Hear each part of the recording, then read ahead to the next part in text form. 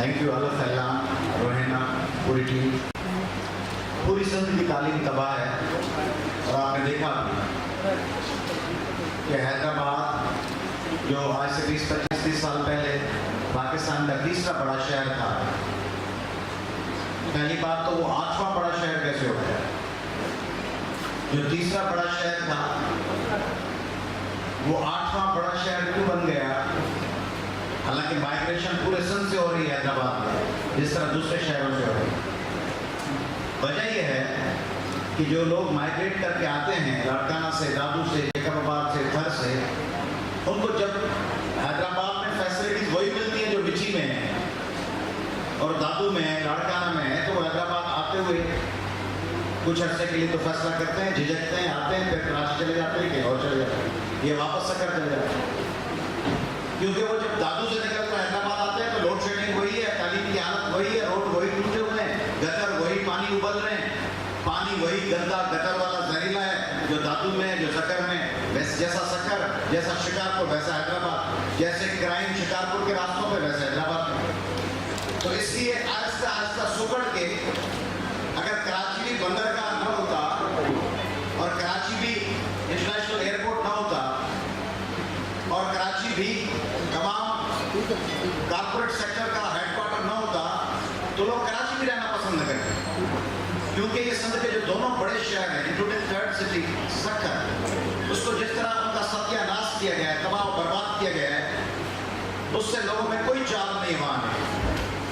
अब जो तालीम है पूरे सिंध में, ये इशूज पता नहीं रोहिना को पता है या नहीं है, या अल्लाह ऐलान उन पर गौर करना चाहता है या नहीं है, या उनके मैंडेट में है या नहीं है, या उन चीज़ों को नहीं छेड़ना चाहते, बीच बिचाव करके निकलना चाहते। रास्ते में हम गुजरते हैं ना कासमाबाद की गलियों से, इधर गटर होता है, उधर कुत्ता मरा हुआ होता है, उधर एक गंद का ढेर पड़ा हुआ है, उसमें से पांचे ऊपर उठा के सुकड़ के चलते हैं बीच से।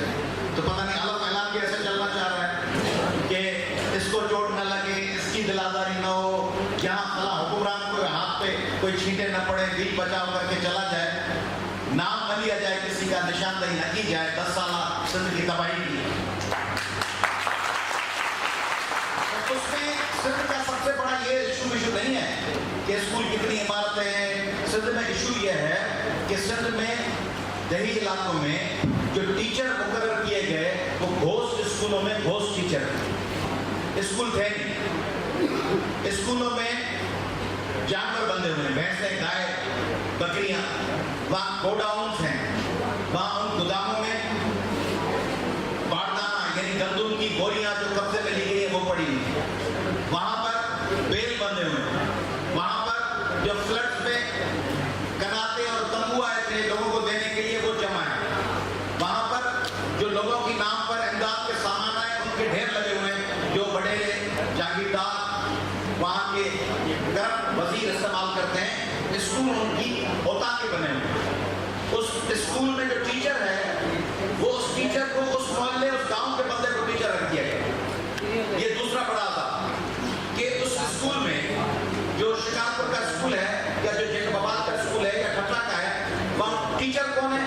उसी गांव के वडेरे, छोटे आबादकार का भतीजा जो खुद पढ़ा लिखा नहीं है, वो वडेरा, उसने अपने भतीजे कम पढ़े हुए को वहाँ टीचर लगवा दिया, या उसका दामाद है। अब जब वो नहीं पढ़ाता, उसको नहीं आता, तो उसके खिलाफ शिकायत नहीं की जा सकती। उसके खिलाफ जब आप शिकायत करेंगे तो आप उस वडेरे के खिलाफ करेंगे, उसकी बरादरी के, और बरादरी के लोग भी नहीं बोलते क्योंकि वो उनकी जात का है। वो जो पटीदर में टीचर है वो उन्हीं की बरादरी का, मिशोरी, चांडो, कोसो, कलीजो, जो जानो है, उसके खिलाफ अगर वो शिकायत कर दें कि पढ़ा लिखा नहीं है, क्लास अटेंड नहीं करता, तो उसकी बरादरी नाराज हो जाएगी कि इसको 15,000 का तनख्वाह मिल रही है, 20,000 आप उसको जाया करवाएं।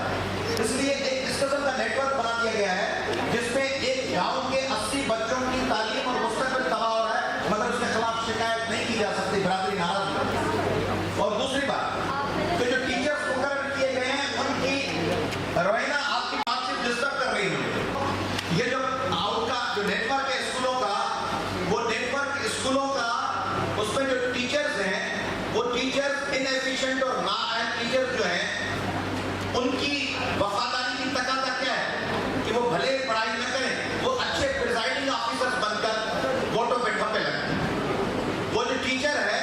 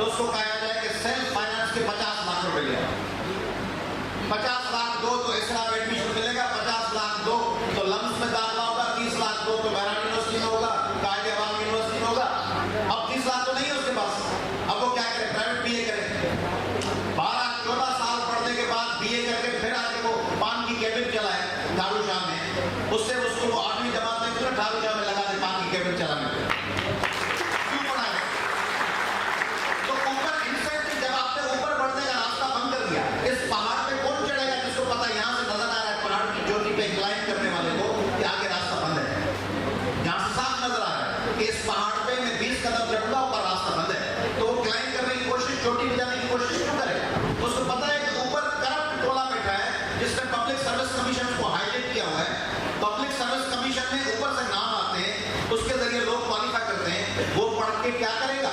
तो आप उसको चांस तो दें, उसको ये एस्पायर करने के लिए तो इंसेंटिव तो दें कि तुम यूं करोगे तो यूं होगा।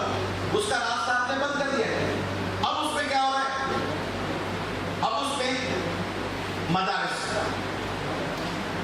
उन मदारिस में खाना भी मिलता है,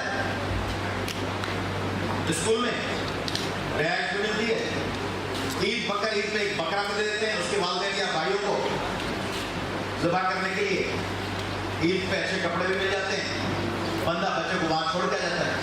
मदारिस में दीनी तालीम अच्छी मिलती है, वहाँ अगर वहाँ साइंस होनी चाहिए, वहाँ IT होनी चाहिए, वहाँ इंग्लिश होनी चाहिए, वो नहीं है। अब जब बच्चा वहाँ से पढ़ के निकलता है मदारिस से, तो वो दीनी मालूमात में तो बहुत अच्छा होगा, मगर जब वो नौकरी लेने के लिए किसी IT सेंटर पर जाए तो उसके पास वो IT की एजुकेशन नहीं है, कहीं जाए तो किसी कॉल सेंटर पे तो उसके पास वो तालीम नहीं है। तो एक मदारिस के पूरे सिस्टम में भी हमें साइंटिफिक चीजें लानी होंगी। अगर हम सीटेक और इन चीजों में आना चाहते हैं तो हमें IT और टेक्नोलॉजी और मदारिस के करिकुलम में इंट्रोड्यूस करनी होगी।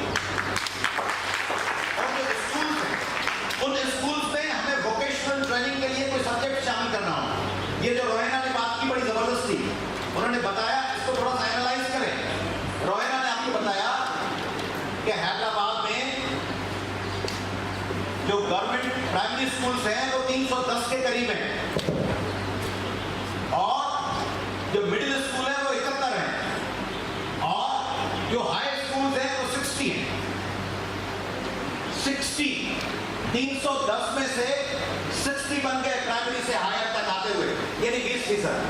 80% बच्चे प्राइमरी स्कूलों में जो थे वो 100% में से 80% गुम हो गए हायर तक आते हुए। यानी आपकी प्राइमरी तालीम से हायर एजुकेशन तक आते हुए आपके 80% बच्चे गुम हो गए। खाक में क्या सूरतें थी जो कि पिना हो, वो जो बूंदे थी, वो जो सीड था बच्चों का जिनको पता नहीं क्या क्या करना था, वो रास्ते में गुम हो गए। उनमें से कुछ के पेरेंट्स के पास होगा बीकन हाउस और सिटी स्कूल के लिए बजट, मगर वो चिंची चलाने वाला, ठेला चलाने वाला कहाँ पहुंचाएगा उस बच्चे को? वो गुम हो गया, वो चला गया। शहर के हैदराबाद के जो सिंधी और उर्दू बोलने वाले बच्चे हैं, उनको आप जाके देखें, कोई चिंची चला रहा है गवर्नमेंट क्लास का, कोई कालीनों के कारखाने में काम कर रहा है, कोई किसी कढ़ाई की होटल पर रात को मेरा बना हुआ है। लोअर मिडिल क्लास के बच्चे, उनका मुस्तकबिल तबाह है, उनका मुस्तकबिल बर्बाद हो चुका है। उसके लिए एजुकेशन में जबरदस्त रिफॉर्म्स हैं। ये प्राइवेट स्कूल जो है, इनमें से जो बच्चा बीकन और सिटी से पढ़ के निकलेगा, उसका जो इंग्लिश एक्सेंट होगा, उसको जो इंटरनेशनल पता होगा, उसको जो ओजोन का पता होगा, उसको जो एवोल्यूशन का पता होगा, उसको जो बड़े आजमों का पता है, उसको जो पता है कि किस तरह अमेरिका में दाखिला मिल जाएगी, आईएलटीएस किस तरह किया जाएगा, टॉफल कैसे होगा, वो तो आईएलटीएस और टॉफल के लिए पहले से ही क्वालिफाइड है, वो पहले से ही वेल इक्विप्ड है कि वो सिर्फ फॉर्म भरे और आईएलटीएस पास कर ले, टॉफल पास कर ले। और ये बच्चा गवर्नमेंट हाई स्कूल से निकलेगा, गड़ी शहरों से और जोई से, वो बच्चा आईएलटीएस को उसके तस्वर में नहीं है, उसको स्कॉलरशिप नहीं मिलेगी, वो मास्टर्स नहीं कर सकेगा, वो पीएचडी नहीं होगा, वो एमफिल नहीं करेगा, वो यही रह जाएगा, वो पीछे रह जाएगा। इसलिए ये जो पूरा सिस्टम है, इस सिस्टम को फकत आहिस्ते आहिस्ते नोक पलक संवारने की जरूरत नहीं है, इस सिस्टम को उठा के पटक के फिर रीबिल्ड करने की जरूरत है। ये काम इस तरह नहीं होगा कि आप इसको पुरानी दीवार है, मलबा है, उसको रीपेंट करते जाएं। अंदर से वो ईंटें गल चुकी हैं, उन गली हुई ईंटों को उखाड़ के दूसरी ईंटें लगा के फिर उस दीवार पे कलर करना है। इन गली हुई ईंटों पे कलर करेंगे, परसों फिर गिर जाएगा, फिर करेंगे फिर गिर जाएगा। इसलिए जो सिस्टम है, एजुकेशन के मिनिस्टर आपके पास कौन से हैं?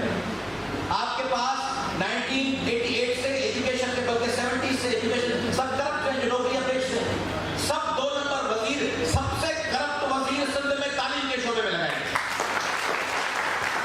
वाइस चांसलरशिप आपके पास दिखती हैं, आपके पास वीसी, मैं आपको इंफॉर्मेशन दे रहा हूं, मैं एनालिसिस नहीं कर रहा, मैं अंदाजा नहीं लगा रहा। सिंध के वाइस चांसलर्स गुज़िश्ता 30-40 सालों से 2-2, 5-5, अब 10 करोड़ दे के आते हैं। फिर क्वार्टरली किस्त है कि ये वाइस चांसलर हर क्वार्टर में 2 करोड़ 5 करोड़ ज्यादा देगा और फला नौकरियां ऊपर से हमें देगा, और सिंडिकेट में और सेनेट जो यूनिवर्सिटीज के उनमें ये काम करवाएगा। अब जब ट्रांसपोर्ट कैसे देगा वीसी? आपके इल्म में है कि सिंध की बड़ी यूनिवर्सिटियों में जो पॉइंट बसेस चलती हैं, वो वीसी ठेका किसको देगा? आपको पता है कि जामशोरों की यूनिवर्सिटियों के पॉइंट बसों का ठेका किसके पास है? जहां नीचे बच्चे आके, स्टूडेंट आके थक के मर जाते हैं, ऑफिसरों के नीचे, वो ठेके भी हुक्मरानों के पास है। इसलिए पूरे सिंध को एक लेबोरेटरी बनाकर वहां पर एक एक्सपेरिमेंट्स हो रहे हैं करप्शन के नए, किस तरह माल खाया जा सकता है। इसलिए इस मामले में आप सिर्फ एदाद शुमार से काम नहीं चलेगा। किताबें जाकर तकसीम करके आएंगे, किताब पढ़ेगा कौन? 1000 किताबें जाकर तकसीम करके आएंगे किसी गांव में, वो 1000 किताब उठा के लोग डब्बे में किचरे के ढेर में फेंक देते हैं, उसमें से जहाज बना के बच्चे खेल रहे होते हैं, छोले खा रहे होते हैं उसमें। पढ़ाया किसी को है नहीं, किताबें बेचेंगे, किताबें क्या करेंगे? तो किताबें वगैरह दें, मगर करप्ट सिस्टम को एड्रेस करें। आप मेहरबानी करके मुझसे तो मिल रहे हैं, इन भाइयों से भी मिल रहे हैं, हम सब पार्टियों के पास जाएं, हमें सिर्फ ये न कहें कि एजुकेशन में आपके एजेंडा क्या है। एजेंडा क्या दूंगा मैं? एजेंडा में ये दूंगा कि ये लोग आम करेंगे, लोगों को पढ़ाएंगे। मुझे पता है कि एजुकेशन का मिनिस्टर ही करप्ट है, सेकेंडरी एजुकेशन